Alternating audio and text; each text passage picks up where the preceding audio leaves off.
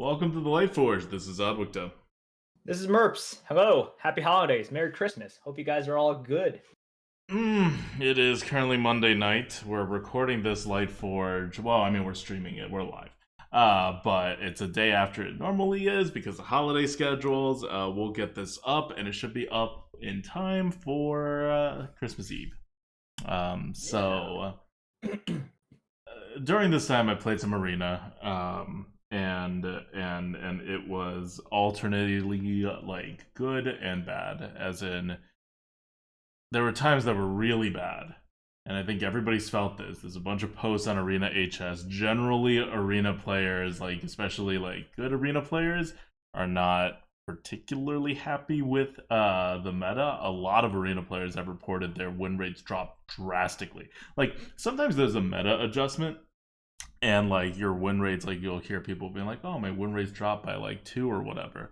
But in this case, this was like people who are like, my win rate got like eviscerated, and a lot of it is small sample sizes, but there is something going on with this meta. And so today's Lightforge is going to cover one big topic, and that is how much swing is too much swing. Oh, okay. All right. Sounds good. Go on. So, swing exists. It's existed in the game since the very beginning, and I want to cover this topic right now because in Descent of Dragons, swing has gotten not to the like largest point it's been, but it's certainly to the most frequently seen and easiest point it's been.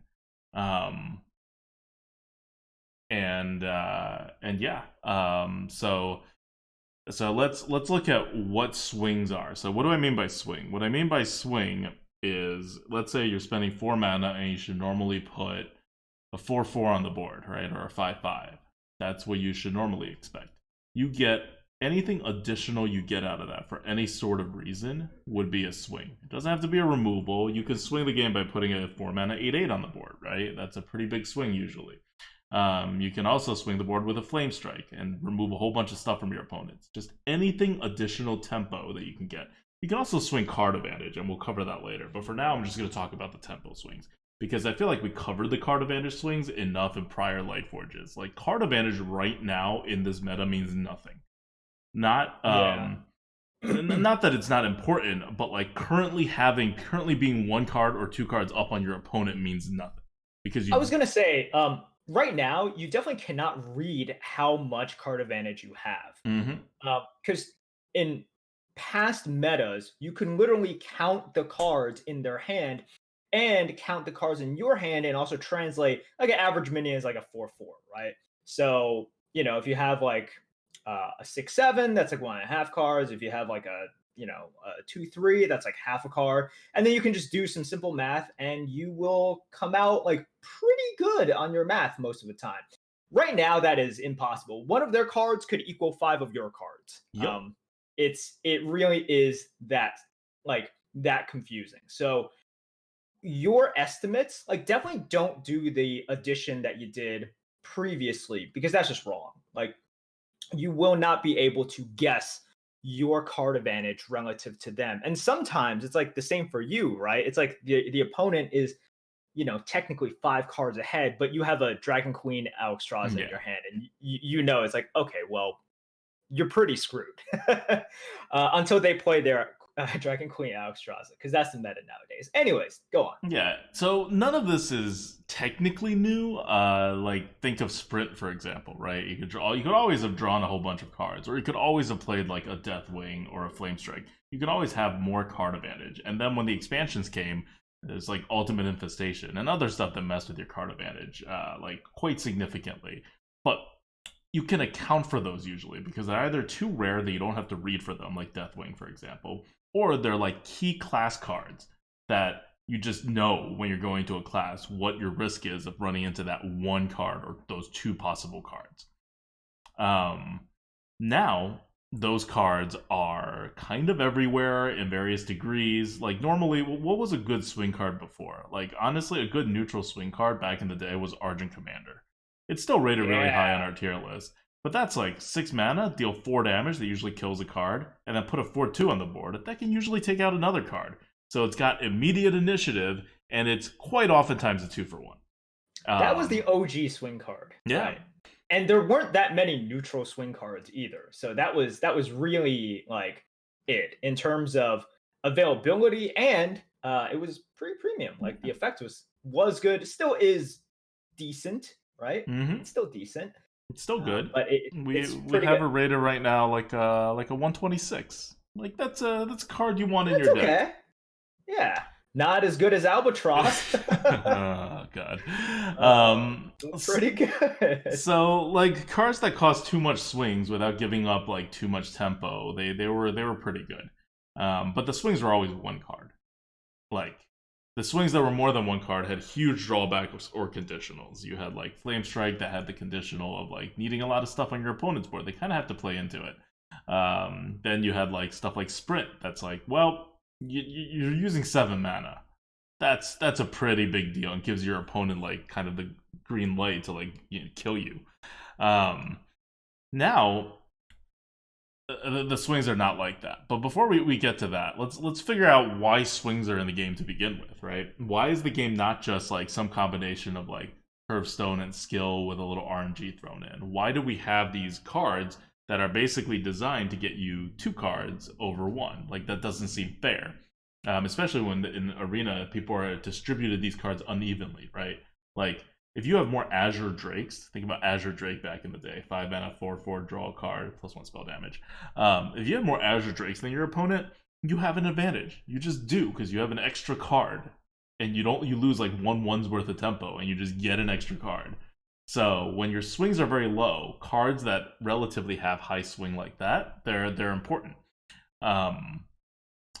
And usually a game designer's reason for adding swings into the game is that it makes the game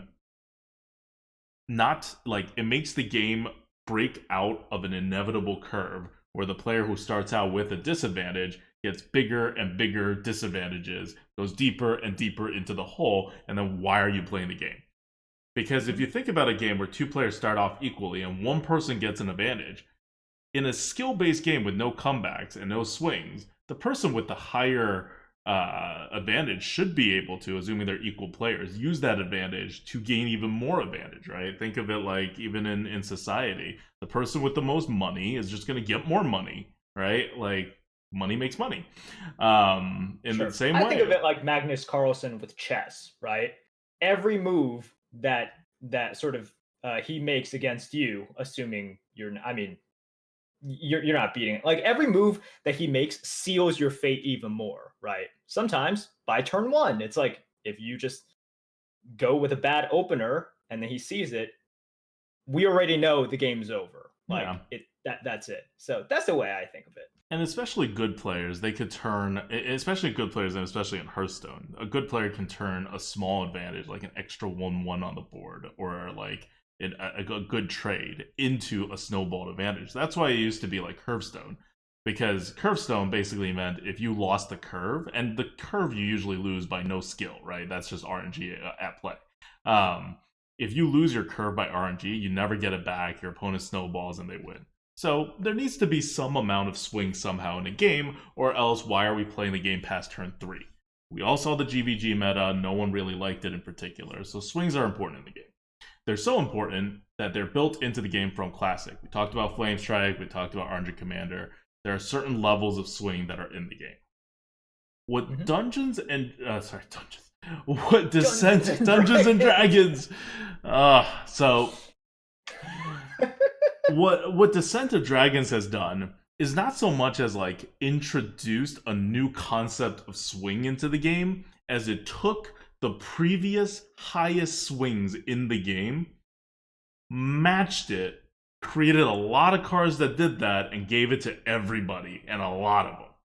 So outside of Faceless Corruptor, which got nerfed by the way last week, if you guys haven't heard the news and you were scared of it, it is now a 159 on our tier list, which would make it the best card. I keep saying this about Descent of Dragon cards. Would make it the best card ever if it weren't for the other cards in Descent of Dragons. And It's still real good. it's still really good to pick it. Like, don't shy away from it. This is not a card that got nerfed to a Yeti level or balanced in any way. It's just no longer Right. super ridiculous. Yeah, that was about as small of a nerf as they could give it, Yeah. right?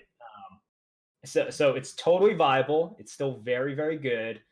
It's still pretty much an auto pick. It's just not auto pick and then laugh your way to some free wins. Yeah. And now Twin Tyrant and Evasive Worm are higher, and we'll talk about Twin Tyrant and the swings after that. After this, but you could just see how the power creep is happening, right? Even with Evasive Worm. Evasive Worm is the same as Argent Commander. It's just dealing 1 extra damage and has an extra health, and it can't be targeted by spells or hero power. Like, it's just it's an insane power creep on Argent Commander outside of the going face part. But anyway, what Descent of Dragons did is it took stuff like Flame Strike, stuff like Mind Control, stuff like Sprint, and instead of saying, okay, that's the top of our swing, let's not go, let's create things based on that. They said, okay, that's the top amount of swing. We are not going over the swing, but they're going to be neutral cards now. And they did that, and so now you're seeing it everywhere.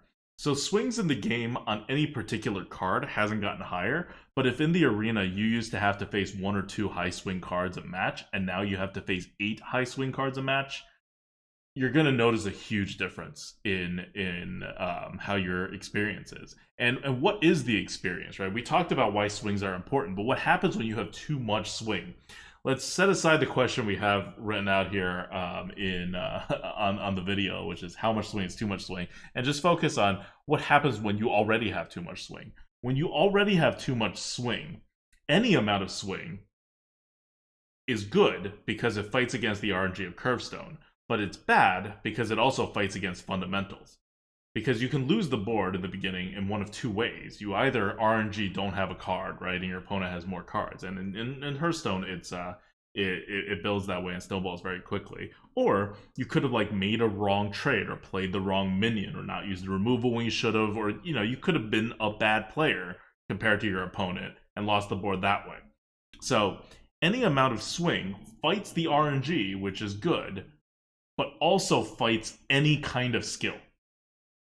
Because if you have no skill in the early game, then it's just RNG. But if you have any real decisions to make, then that's skill being introduced.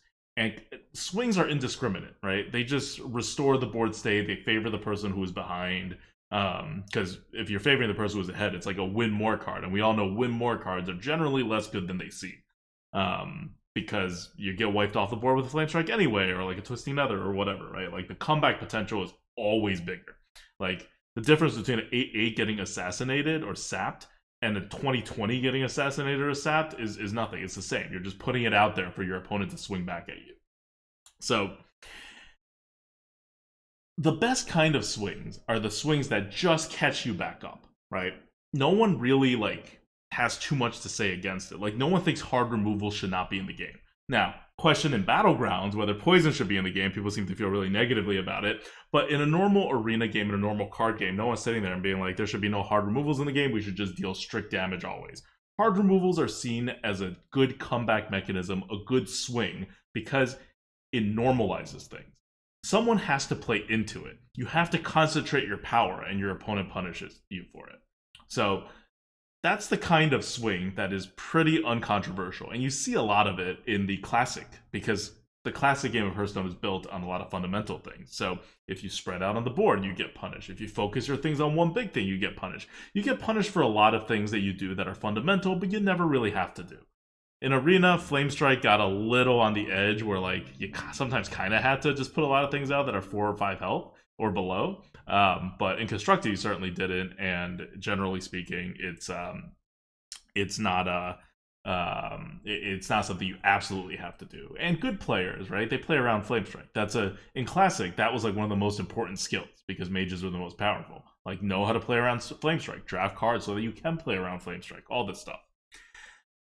Okay, so we've established what's a good amount of swing.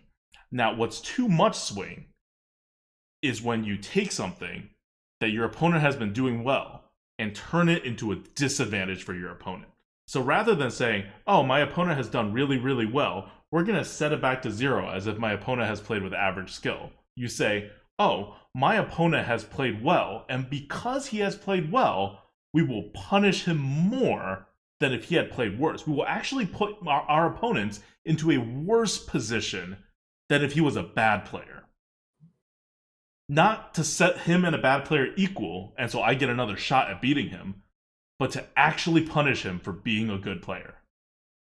That's when swing gets too much.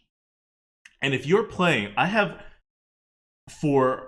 this sometimes happens even back in Classic, but by far, far, far more often now, I would say this happens right now at least 2 times to 3 times a run, where I'm sitting here and I'm like, if I had played like an idiot, I would have been in a better position. And if you look at any meta before this, that maybe happened once a run, probably less than once a run. It just wasn't a feeling that I was used to having. Like, I didn't feel like the game punished me for being a good player. I felt like oftentimes the game erased anything good I did with either, RNG. Like, RNG never punishes you for being a good player, right? It's random. But also, even the, comeback cards, they just set you back to 0. It's a Flame Strike. Well, right, I'm back to 0.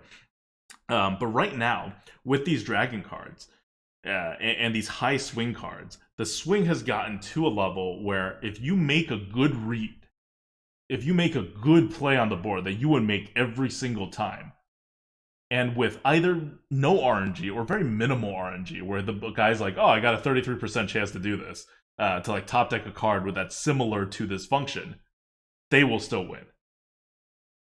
Versus if you had just done normal stuff and not had a read and not been trying to be smart, you would be in a better position. So what do I mean by this?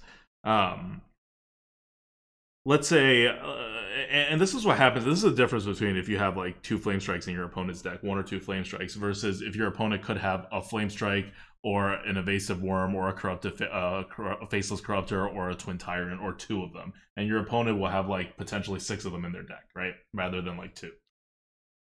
I have a read that my opponent cannot remove my board with anything in his hand. I have that read. I built on that read. Because I am a good player, I play into that read. And I say, all right, time to spread the board. I know for a fact he has no board clear. And then he top decks or generates a board clear. That can always happen. You can always top deck. Yeah. You can always generate. But if normally your chances of top decking and generating something is 5%, then the game punishes you for being a good player. Actually punishes you for being a good player versus a bad player, rather than just not giving you an advantage. It will do that 5% of the time.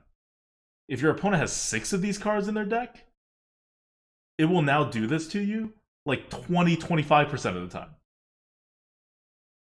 The difference between having a ton of high swing cards of the same general level and having a very small amount, it warps the entire game and how you interact with it and how people win and people lose.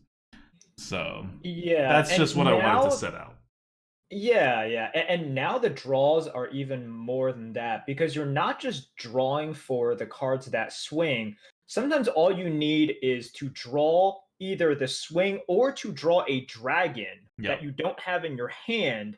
And the dragon itself doesn't do anything, but what you have in your hand are cards that rely on that. So the outs are pretty ridiculous. And it's happened both ways, right? I've sat there before, and I've been like, well, okay, all I need is a dragon and things will be different. At the same time, I'm like, well, if I just get the Twin Tyrant, if I just get the Bone Mare, I'm also pretty good. So you're sitting there, and just from my end, I know I'm like, okay, I had tons of outs even though I'm behind. So I can only imagine what it is for the other side. Yeah.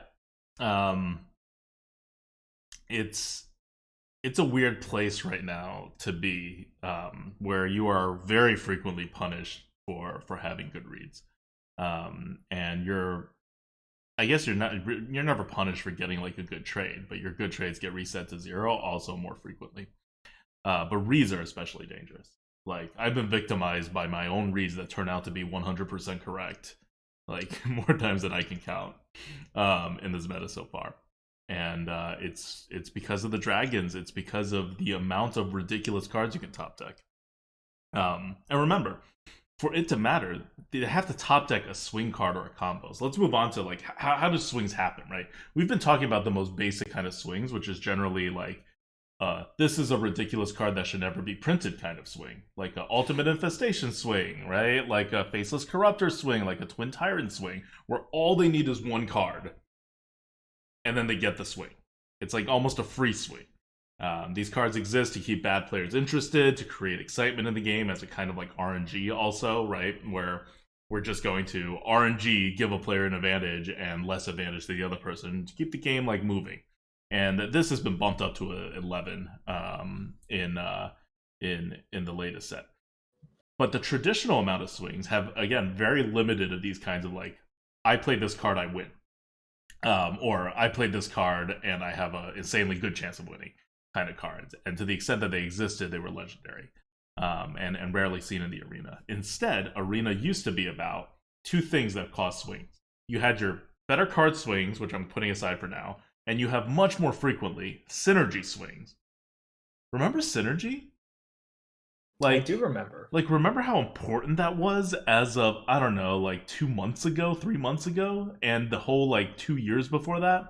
And know how, like, not important synergy is anymore? Like, when we first said synergy was going to be not important in this upcoming meta, we said this before the release of the Descent of Dragons. I don't think anyone paid attention. I got 0 comments on it, whether positive or negative, but I do know that nobody else was saying it. Like, none of the other like top arena players, none of the analysis was like synergies are going to be unimportant in the upcoming meta. So I thought it was a bold statement, and it's one that just wasn't true for the last like 2 years before this. But like no one cared. I think people know not to listen to you anymore, so that's really all it proves. Well, I mean, I was right.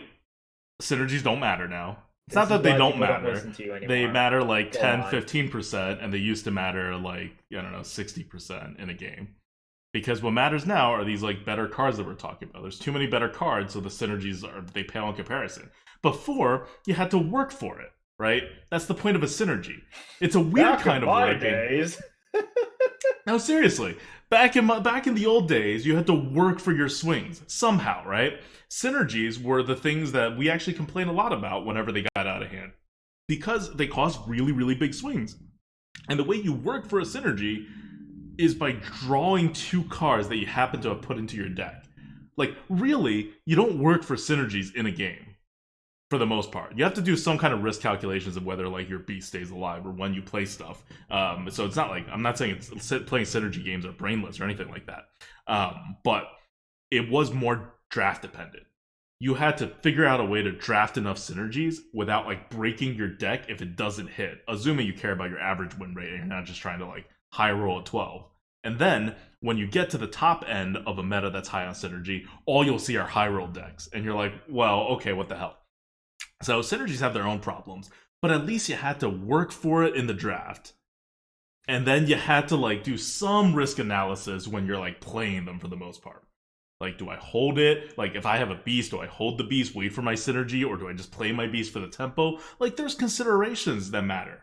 Like, your swings that you get rewarded disproportionately to how much skill it takes to play synergies, but you still have to put some amount of skills into it, and the skills that you're using to play your synergies are not the same skills as your fundamental arenas. So you have your fundamental Yeti skill level, and then you're overlaying synergy skills on top of it. And everyone plays synergies to some extent, right? It's just how much you rely on it. And so you're adding a different variety of skill onto it. So, okay, synergies had their problems when it comes to high swings. They had their problems meta-wise when it comes to the high swing decks are going to be at the very top always, which means that if you had a normal Yeti deck, you could be great with it. You could have drafted well. You're going to get like 8 wins. But there was skill. And you worked for it in the draft. And you paid for it in the draft. This is such a boomer podcast. It is. Because I feel like a boomer right now with how this freaking dragons, like everyone, like, you get a Faceless Corruptor, you get a Twin Tyrant, just free board clears and removals, and everybody, doesn't matter what you did before in the prior turns, just win now. Play card A, win. Play card B, win. Who's playing which card first? Oh, you should play a second, or you should play a first. In some cases, the person who plays a first wins, and for other cards, the person who plays a second wins. Like, how do you win a Twin Tyrant matchup? Like, seriously, I'm 100% serious about this. Play your Twin Tyrant first. The person who plays their Twin Tyrant second loses. Because that's how Twin Tyrant works. On the other hand, you take something like Evasive Worm, like play or like even like Faceless Corruptor sometimes, but usually just something like Evasive Worm. If you play your Evasive Worm first, you lose. That's a play a second kind of a person. Same with what is it? The Evasive Draconid. Like, you want to be the second person to play, not the first person to play. You want to be like, aha, you wanted to do something, but you can't because you had to have that delay over there on something that you needed. Anyway, going back to my rant, you used to have to earn it through synergies, and before that, what I call the Yeti level, you used to have to earn it before that through a board setup. And a board setup, like, synergies are not really interactive. Like, one person is trying to set up a synergy, the other person is not really aware that your opponent has a synergy. They're just doing some very minimal amount of like risk mitigation, and really it's like solitaire, right? A lot of synergies are solitaire. So it's not the best interactive way to structure your game. The best way to do it is like Yeti style board setups, right? Like, what is deal 2 damage to a minion? That's a swing, because you can deal 2 damage to a 6/2. And you just get free stats off the board for your 2 damage. Or you can deal 2 damage to like a 1/2, in which you don't quite get your value. Or you can deal 2 damage to something with an ability and then get more value out of it, right? Like, all of these things are these like mini swings. So the board setup and how you trade and how you structure the board, like the minions you play that get delayed, and so your opponent can react to it, all these kinds of delayed things that give your opponent something to react to and set something up for your next turn, that's the most interaction, right? And it has the baseline skills. This is normally what we call fundamentals of Arena. So you used to get your swings through board setup and synergies, and then they bump synergies up, especially in the era of buckets. Synergies got bumped up pretty high. I mean, they try to do synergy picks before buckets to really, emphasize the fact that Arena should be about synergies. Now the buckets are gone. The synergies are gone. The synergies don't really matter in this meta much anymore. And instead, we are left with an overwhelming majority, not just majority, I'm probably like 80%, more than 75% at least, of your swings being caused by single card or better card swings, where you as the player don't earn it. You do nothing. You RNG'd in the draft because it was offered to you. You had no choice. These cards are so good, everyone will pick them. So 0 drafting skill. 0 playing skill. They're usually pretty obvious when you play them, which is usually as soon as you can with like a moderate amount of like not wasting their ability. And then they win you the game if you play more of them than your opponent. Sometimes in the, as it so happens, in the order that your opponent plays them in or whatever. But this is called the better card swing. And again, I'm not saying this didn't exist in the Arena before, but it used to be a small part. It used to pale in comparison to board setup, and definitely compared to synergy.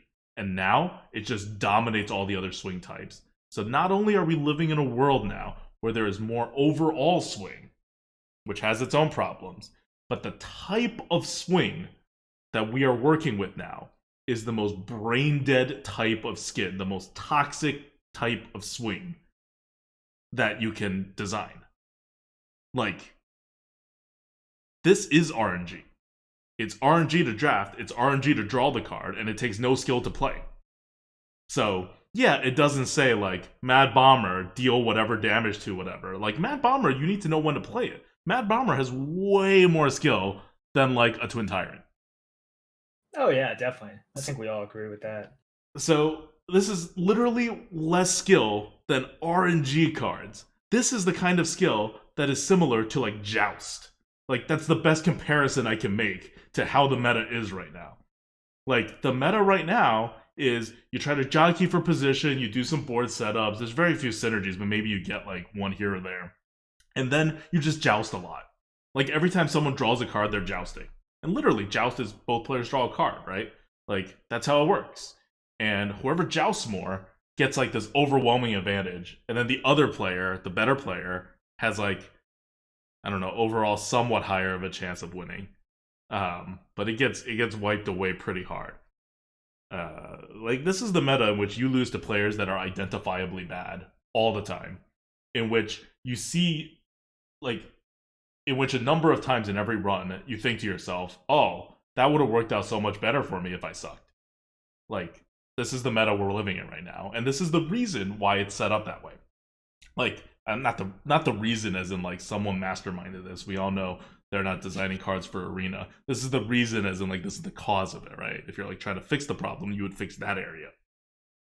I don't have solutions, and this goes back to my whole thing where like this whole year is effed. This whole year. Rise of Shadows, terrible. Savers of Oldemon, terrible. Like just the card pool. And Descent of Dragons,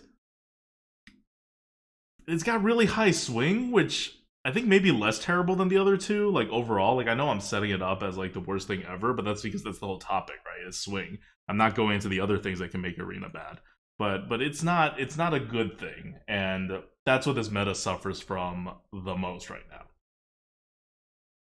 Yeah, this is coming from a balanced designer. You do this thing.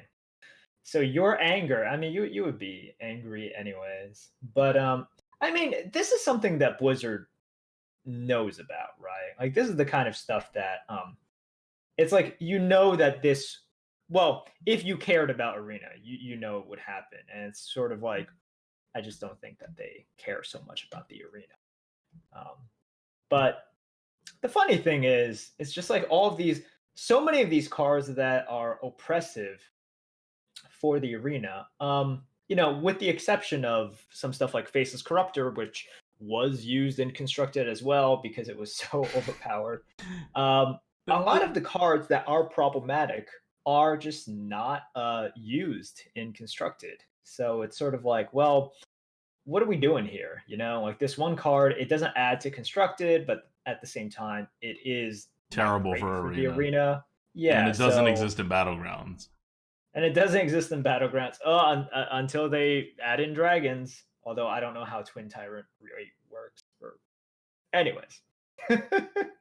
Just, like, bad design. Like, at the end of the day, it's just bad design when it comes to any kind of, like, playing the game. Possibly good design for making people feel good, especially bad players, right? Because the higher the swing, up to a certain point, but we haven't even we're not even close to reaching that point yet. It favors bad players because bad players can win more. Everyone likes winning more, and a lot of these, because they don't have RNG, like explicit RNG attached to it. Like if a bad player wins because of RNG, like some people like that, but a lot of players like don't like that as much because they don't feel like they deserve it. But players feel like they deserve the win more when they drafted and played a Twin Tyrant. I don't know why it's jousting, but they feel like there's literally no RNG involved in this, right? Like the card doesn't say RNG on it. I drafted it. Like I don't think I'm the most skilled player in the world, but I deserve the win because I played my Twin Tyrant at the appropriate time. I made all the right decisions, ignoring the fact that like the decisions have like a difficulty of like 1 out of 100. They still made all the right decisions, right? And then they deserve the win. Like bad stuff happens to these players too, right? Like so when good stuff happens, they deserve it. And it's not RNG because usually bad players don't get to the part where drawing cards and drafting is RNG. Or they'll think that is somehow less RNG than like a Mad Bomber when it's actually more RNG than a Mad Bomber. So it depends on what you're looking at for design, right? If you're Blizzard and you're looking at let's keep the game exciting, let's keep our players interested, possibly great design. If you're looking at it from where we're standing or any good Arena player who's like trying to like find success in the meta, it's terrible design. But we all know, we've known for a long time now, Blizzard is not designing the Arena much at all. And to whatever extent they're thinking of the arena, and a card like Twin Tyrant, you have to be thinking about the arena, or like Evasive Worm or something. They're not designing for us. They're actually probably trying to design against us and favor the players that we're crushing, right? Because that's how you keep people in the arena. Okay. That's and I want to bring one more point into this, which is this is a low skill meta right now, right? That's what happens when you have high swing. High swing generally means low skill unless you put people on an equal footing. Because when you swing too much in one direction, the other player doesn't have a chance to react to it. The whole point of this is there's not enough time to react, and you don't have to work for your swing. So not only are swings inherently bad, but you even took away whatever skill that was in earning your swing. But just because it's a low skill meta doesn't mean that certain things are meaningfully impacted. For example, the leaderboard is not any less skill now than it was than it will be in the best meta, because the leaderboard is relative. As long as there is any skill in the arena at all, even a tiny bit of skill, then the leaderboard is measuring it the same way it would measure if it's like chess. So if you're a leaderboard, what you care about is your relative position to other good players. You really shouldn't care about how like good the meta is when it comes to like you can just like do your best in the meta, right? Even if everyone else is doing crappy. It's also like if you have high enough sample sizes, right? That mitigates the effect of what's essentially a lot of RNG disguised as not RNG. But where this has a huge and outsized effect are for people who are like trying to become infinite players, or people who actually care about like their actual win rate, not their win rate relative to other good players. Not like, oh, am I better than my buddy Fred? But like, hey, can I get 6 wins per run on average? Because that's going to suffer. And that's going to suffer for everybody. It's suffering for me. It's suffering for every arena player I know. No good player is like better in the Descent of Dragons meta than in the normal arena meta. That's just not how this is structured. Right. So once again, I can imagine people misconstruing this. There is still skill, and people can still do really well, but the people that do really well aren't doing well because of Descent of Dragon. It's like you do well because you just do well, right? You are a really good arena player, and so you do really well. That's it. And you do less well than you normally would in the same kind of tilted meta. Because part of doing well is also just playing the best classes and seeing which class is the most broken. This is like a medium kind of meta for that, where like some classes are bad, but it's not like the most terribly like skewed meta that we've seen, and we've seen some real skewed metas in the last 2 years. So you got to mix that in as well. But we're identifying here with the swings. This is fundamental stuff. You can't fix this. Like you can't fix this in the arena. You just have to remove cards. And they're not going to remove these key, like, almost specifically designed for arena cards from the arena. So, you're just not going to fix it. Micro adjust will not fix anything. It will just fix the, like, classes, right? But the swings are still there. The meta's still there. Everyone can play Twin Tyrant. It's not like a Hunter card. Cool. Yeah. All right. Well, let's go to Card Good Bad now that we're talking about Twin Tyrant. Because Card Good Bad today is Twin Tyrant. Card Good Bad, where we talk about whether a card is good or bad. Twin Tyrant is all right. It's good. It's good. I don't know why this graphic here says 167. I think I was looking at like Druid or something. It's 165. Oh no. What a huge difference. In neutral. That makes it like what, 26 points better than a Sea Giant. That makes it 31 points. 31 points better than a Bone Mare. I don't know what, like, that's another 8 mana card, so I thought I'd try to draw a comparison. It's just really not comparable to anything else in the 8 mana slot. And we identified it, as did everyone else, that this card was going to be game-changing, that the game fundamentally changes at 8. We went the extra step that I think a lot of people also did, which is to say that you got to go aggro. And there's a bunch of people also who said you have to go control before the meta came out. But I think they quickly changed their tunes after the meta came out and realized that aggro really was the more consistent way to go in this meta. And also that only very, very few classes can go control in this meta You to begin have with. the problem with control is you just have ironically, you have less control Yeah. if you go control.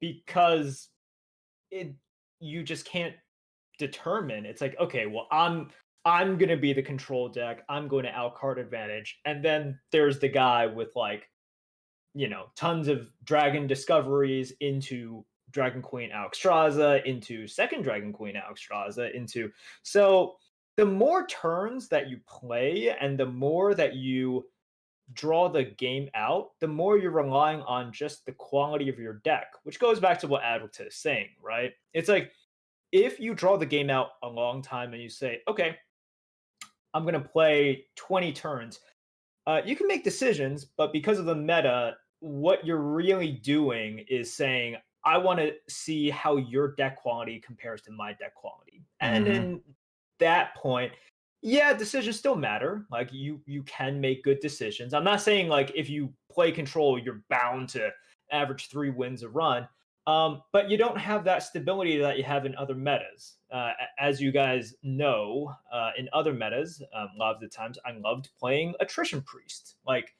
And in those metas, I could reliably get very, very high wins with Attrition Priest Because you know you have the most cards. That's yeah, never I in know I have the question. most cards. Yep. And now it doesn't matter like what class I'm facing. I don't know. I don't know if my deck can beat their deck.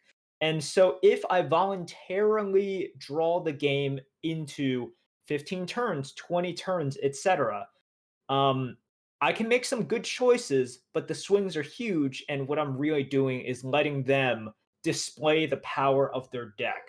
And that could just be way more powerful than my deck because they drafted more dragons than me. They drafted like double faceless corruptors, and I didn't. And So oftentimes, they don't even know how much cards they have in their deck. Because they have no, dragon discoveries. And dragon discoveries could mean I have a 4-drop, like an extra 4-drop for a dragon, because that was the only reasonable pick that I was given. Or it could mean you have a Dragon Queen Alexstrasza, right? Or it could mean you have an endless chain of other dragons discovering other dragons. So once discovering dragons is in the game, nobody knows how many card advantage anyone has. Which means that not only can you, as the skilled player, not play against your opponent and make reads and things like that, but your opponent also can't make reads. So again, we're just lowering everyone's skills because none of this matters. This whole like playing off your opponent and reads and whatever stuff, none of this matters. And on top of that, whenever someone just plays a dragon, discovery dragon, even if they don't like play the dragon out, you're now in a much more gray area of what it could be. Because you had offering odds to go on, at least, normally. And once you're in discovery mode, you don't have offering odds to go on anymore. So now everything's kind of equal, and dragons are pretty different from each other. And their sizes are very different, their abilities are very different. You just don't know. So yeah, bringing it back to Twin Tyrant, obviously a very good card if you're trying to go control, but also a very good card if you're trying to go aggro. Because, like I said before, the first person who plays Twin Tyrant wins. You only have to hit one thing, effectively. Like, if you hit a 4-4 and your opponent otherwise has an empty board, you have locked down the board, you win the game. yeah. So in that case, it's not. I mean, it's not really aggro. It's tempo. Okay, right? it's tempo, Like, right. yeah, yeah. I think that's more appropriate. When people think aggro, they might assume that it's like like a very, very aggressive kind of face deck. In which case, no. This is one of the reasons why Paladin is so successful right now because they have very good tempo. They're not just thinking of hitting you in the face starting from like turn 3 or turn 4. But what they do is they take the board and then they flip it in the mid game and just start hitting you in the face. And dragons are powerful, but there is only so much that they can do. And then you're kind of dead after that. So yeah, and if you're not a druid, your dragons don't taunt. yeah. And the best you can do is on turn 7, just play a very, very standard, very vanilla 7/7 taunt, right? I mean, Mm-hmm. it's not vanilla because you can't target it, but if the opponent has the board already, a 7 mana It just 7/7, stalls a turn. It's like, I yeah, it just cast stalls Frost the turn. Nova That's for it. 7 mana. Like, Yeah. better than nothing, but it's not really going to flip the board your way. Um, so yeah, Twin Tyrant. Like, just think about how the board plays out. If your opponent is like struggling with you for the board, and they have like half a thing on the board, or after you trade your things into their things, they have half a thing on the board, and they have something with 4 health. You play a Twin Tyrant. You now have their board clear and a 4/10 that they're not going to be able to remove without like a 2 or 3 card combo, most likely, or a hard removal. And if they do a hard removal, then they at most get back to their original state, right? So that's like the worst case scenario is you 2-for-1 them in the card advantage, and they've gotten rid of a premium card and a 4-drop. Now, if they have a Twin Tyrant, they can't do the same to you back because you don't have something else on the board, and your Twin Tyrant has 10 health, so dealing 4 damage to your Twin Tyrant does almost nothing. So, whoever Twin Tyrant's first generally wins, assuming you're not like about to die the next turn.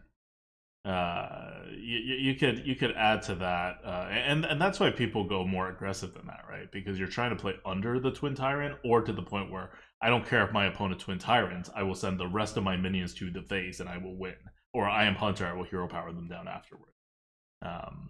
And Twin Tyrant comes with another similar dragon card that is very common in the arena right now, which is Deathwing. Everyone can discover Deathwings, and they do discover Deathwings. The Deathwing starts on turn 10. So you have a little bit of a warning for Deathwing. Like, they have to first play a card that discovers a dragon, and then they have to not play that dragon until turn 10. So you don't have to worry about it. Like, you can have some kind of read on Deathwing, or like the possibilities of a Deathwing, but now Deathwing is always in consideration. Like, it's seen frequently enough that whenever someone discovers a dragon and then does not play it on turn 10 and after, you should start playing around Deathwing. Like, I always play around Deathwing now, starting on turn 10, with my opponent has discovered a dragon and not played the dragon. It just makes for a weird game. But yeah, Twin Tyrant, good, very good, Good. Yes. Pick it in Glad every single archetype. Yes. And and don't save it.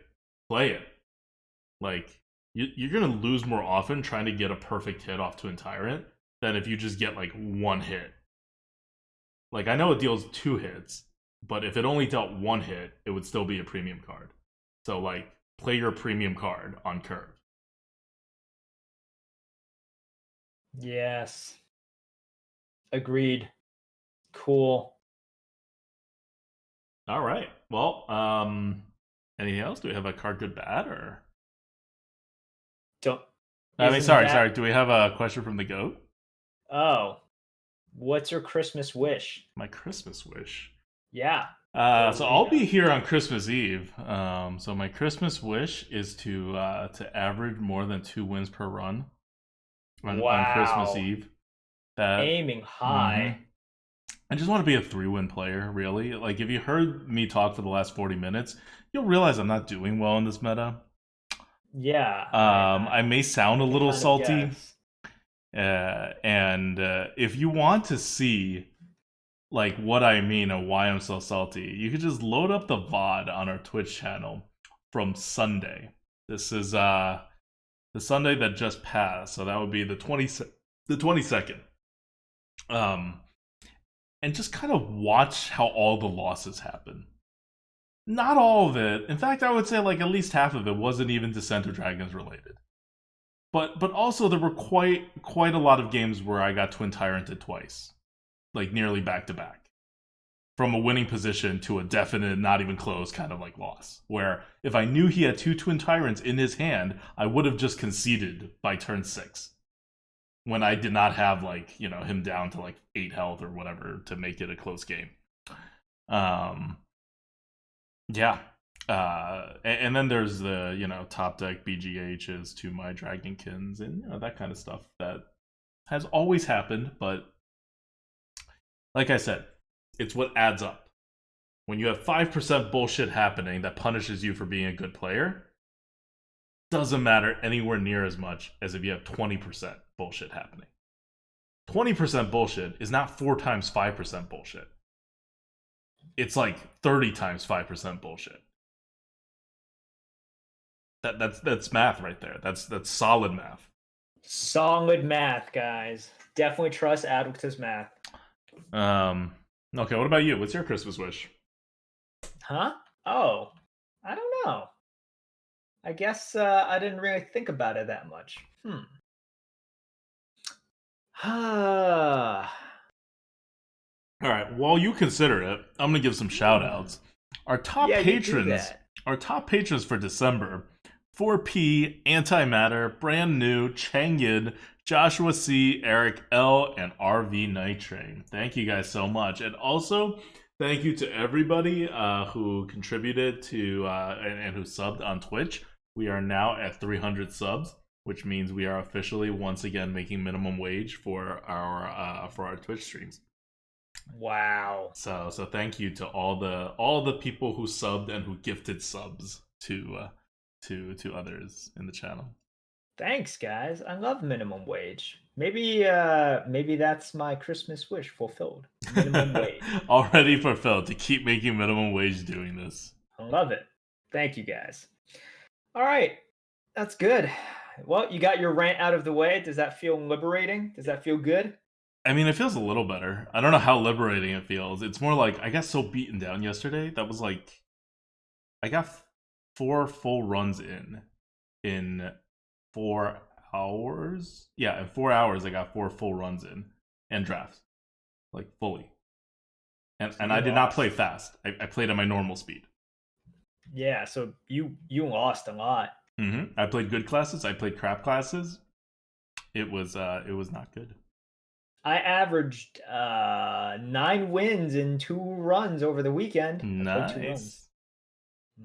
All right, bring some of that in for our arena coup. We're gonna do Shaman next. I did not play Shaman. All right. I could tell because you averaged 9 wins. Yes, definitely. All right. Well, that's it for the Lightforge. I hope you guys have happy holidays. I know we're a day late on this one, but we will be back next Sunday for the recording and releasing on Monday as normal for the next weekend. Thank you guys for listening. Until next time, this is ADWCTA. This is Merps. Bye, guys.